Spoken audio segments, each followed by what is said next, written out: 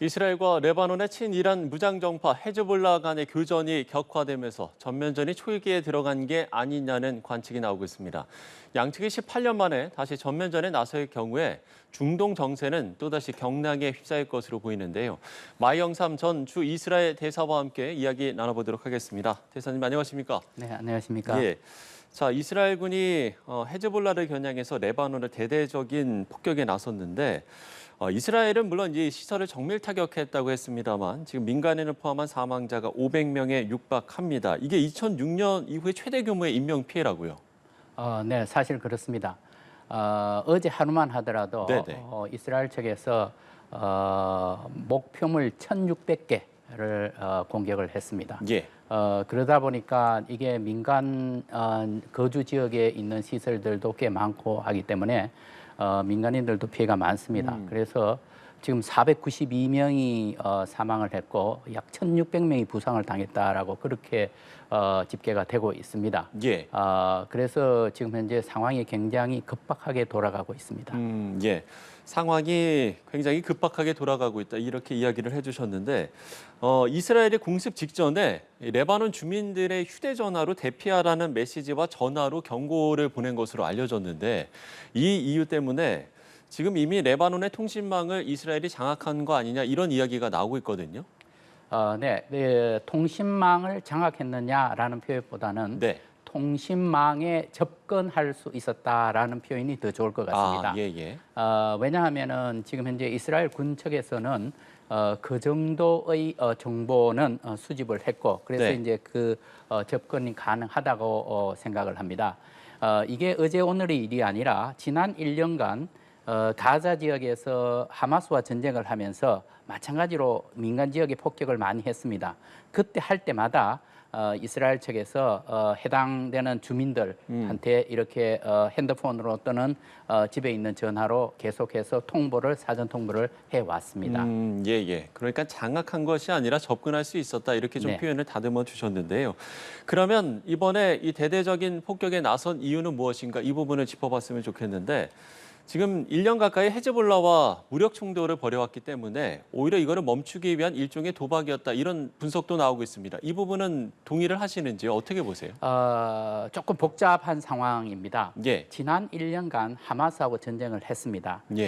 그런데 지금 현재 이제 평가로는 하마스의 전력을 상당 부분 이제 파괴를 했다라고 그렇게 이제 추정들을 하고 있습니다. 비록 신와르 군사 지도자는 아직도 오리무중입니다만은. 자, 그렇다면은 이스라엘로서는 이번 기회에 하마스의 도전, 그러니까 이스라엘 주민에 대한 공격하는 것 이것을 어떻게 해서 막아봐야 되겠다라는 그런 목표를 상당 부분 이제 달성을 했고 또 하나의 위협이 북쪽에 자리 잡고 있었던 것입니다. 하마스와 전쟁을 하고 있는 가운데서 계속해서 간헐적으로 헤즈볼라가 이스라엘 북부 지역으로 계속해서 로켓 드론 공격을 해왔었습니다. 그렇게 되니까 이스라엘로서는 남쪽의 위험은 어느 정도 잠재울 수 있지만은 북쪽에 있는 위험마저도 이번 기회에 일단은 그 끝장을 내야 되겠다라고 그렇게 이제 생각을 한 겁니다. 그렇게 해서 이번 작전을 이제 수행을 하는데 그러면서 또 한 가지는 하마스하고 전쟁을 하다 보니까 계속해서 소위 말하는 저항의 축, 그 저항의 축이라고 하면은 바로 헤즈볼라, 후티 그리고 시리아, 이라크에 있는 민병대 그리고 이란까지 되는 그 시아파의 저항의 축들이 계속 도전을 해오는 겁니다. 그래서 이번 기회에 헤즈볼라를 어느 정도 세력을 약화시킨다면은 이 저항의 축의 고리를 끊을 수 있지 않을까라는 그런 전략적인 목표도 있습니다. 그러면 어찌됐든 이번에 이제 공세가 이어지자 헤즈볼라 역시도 로켓으로 맞대응을 했는데 그러면 18년 만에 지상전 가능성은 지금 일단 제기되고 있는 상황이어서요. 지상전 가능성으로 확대될 가능성은 어떻게 보세요? 확대될 가능성도 있습니다. 그러나 이것도 우리가 조금 더 조심스럽게 봐야 되는 부분은 지금 가자에서 전쟁을 수행하던 이스라엘의 98사단이 지금 이미 헤즈볼라가 있는 레바논 국경으로 이미 재배치가 되었습니다. 그러니까 지상전을 준비할 하고 있는 것이죠. 그런데 이 지상전을 만약에 벌인다고 하는 경우에 이스라엘 측 고민도 굉장히 깊습니다. 예. 왜냐하면은 이제 시가전을 벌여야 되고 그러다 그렇죠. 보면은 상당히 많은 이스라엘 병사들이 희생당할 가능성이 있습니다.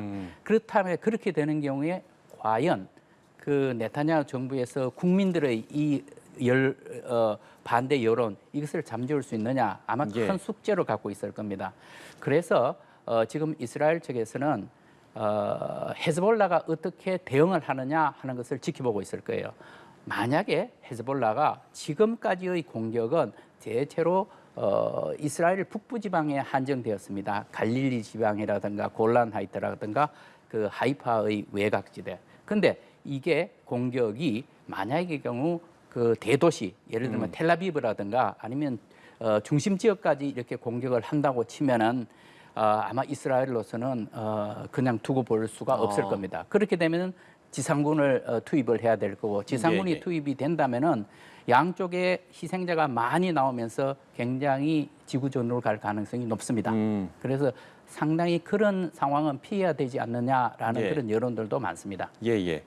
그러니까 가능성은 있습니다만 그 가능성은 어쨌든 이스라엘도 지금 뭐 가자 지구에서도 지금 하마스와 분쟁을 겪고 있는 상황이기 때문에 가능성은 있습니다만 그 가능성이 좀 낮다라고 보면 되겠습니까?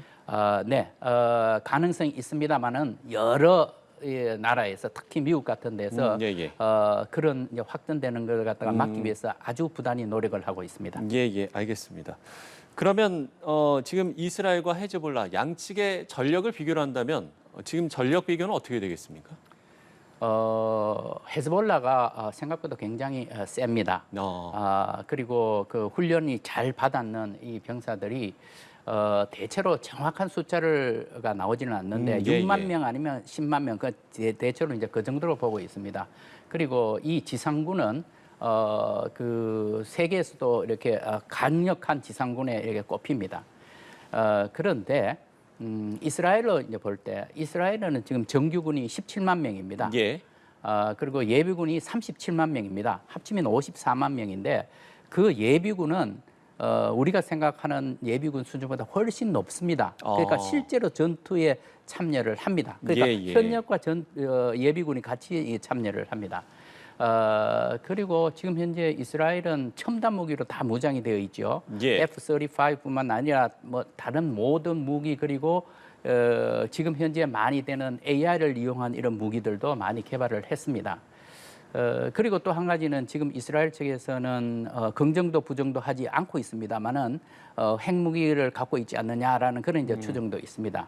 그렇게 본다면은 이 양쪽에 헤즈볼라가 상당히 강합니다만은 양쪽을 비교했을 때는 이스라엘이 우위를 점하고 있다고 생각을 합니다. 예, 알겠습니다. 헤즈볼라를 지원하는 이란이 개입할 가능성은 어떻게 보시는지요? 가능성이 있습니다. 예. 그런데 그것도 그렇게 높지 않다고 생각을 합니다. 예. 왜냐하면은 이란은 이란대로 또 자기들의 국내 문제가 있습니다. 예. 지금 오랜 시기 경제 제재를 받아왔기 때문에 국민들이 경제가 매우 핍박합니다. 그래서 여기에서 경제 제재로부터 헤어나야 된다는 것이 1차적인 목표이고 새로 취임한 페제스키안 대통령 정부에서도 그걸 공언을 했습니다. 예. 따라서 지금 이란은 미국과의 관계를 아주 잘 이끌어 가서 지난번 트럼프 대통령 시절에 파기가 된 핵 협정을 다시 복원시켜서 경제 제재를 해제를 해야 되겠다라는 그런 목표로 지금 가고 있습니다. 그렇다면은 지금 현재 이란이 개입함으로 말미암아 전쟁이 확정이 되는 경우에는 미국과의 관계가 굉장히 어렵게 되는 것입니다. 그래서 제가 볼 때는 이란이 직접적으로 개입할 가능성은 크지가 않고 만약의 경우 그러면 헤즈볼라가 이스라엘 공격을 해서 굉장히 위축이 된다. 거의 그 약화 상태가 굉장히 심화된다. 이렇게 하는 경우는 또 이란의 전략에 부합되지 않습니다. 그렇게 되는 경우 그럼 이란이 어떻게 할 것이냐? 직접적으로 개입을 할 것이냐? 제가 보기에는 그것보다는 아까 말씀드린 저항의 축을 이용한 대리전으로 갈 가능성이 더 크다고 봅니다. 그러면 변수는 어떤 게 있겠습니까? 지금 현재 미국 대통령 선거가 지금 현재 상당히 이 정세와 연관이 되어 있습니다. 예. 지금 현재 트럼프 대통령이 당선이 되느냐, 해리스 부통령이 당선이 되느냐 하는 문제인데 아마도 어느 사람이 당선되는가에 따라서 이 이란의 핵 문제라든가 이란 중동 전체의 정세에 미치는 미국의 정책이 상당히 차이가 날 겁니다. 따라서 지금 현재 어느 쪽도 미국의 대통령 선거에 대해서 가늠을 할 수 없기 때문에 미국 대통령 선거까지는 그냥 이 상태가 계속 지속되지 않을까, 전쟁이 끝나기가 어렵지 않을까 그렇게 생각을 합니다. 예, 알겠습니다. 자, 어떤 변수가 있을지, 중동 정세에 어떤 변수들이 있을지 저희가 좀 짚어봤고요. 지금 이제 미국 같은 경우는 이미 4만여 명의 병력을 중동에 배치했는데 파병 규모를 더 늘리기로 했습니다. 이건 어떤 의도가 있다고 보시는지요? 네, 미국은 지금 현재 바이든 행정부에서는 어떤 그 노력을 하더라도 꼭 상황이 악화되는 것을 방지를 해야 되겠다. 이거 악화된다고 하는 것은 결국 대통령 선거에서 해리스 후보에게 불리하게 작용을 할 겁니다. 그래서 거기에 대해서 굉장히 노력을 하고 있고, 그래서 이번에 지금 현재 군대를 증파를 한다는 것도 결국 주변에 있는 세력들, 저항의 축들이 깊이 개입하는 것을 사전에 차단하기 위해서 그렇게 하는 것입니다. 지난 4월 13일에 이란에서 이스라엘을 공격을 할 때 약 300여 발의 미사일과 드론을 사용을 했습니다. 그런데 그때 이스라엘이 미국, 영국, 그리고 프랑스, 그리고 일부의 아랍 국가들과 함께 작전을 수행을 했고 99% 요격을 했다고 합니다. 즉 미국의 그 전략 자산이 거기에서 상당한 억제 효과를 발휘하고 있다고 그렇게 봅니다. 예, 알겠습니다. 자, 이스라엘과 레바논의 친일한 무장전파 헤즈볼라 간의 교전이 격화하고 있는 상황, 마영삼 전 주 이스라엘 대사와 함께 이야기 나눠봤습니다. 오늘 말씀 고맙습니다. 네, 수고하십시오.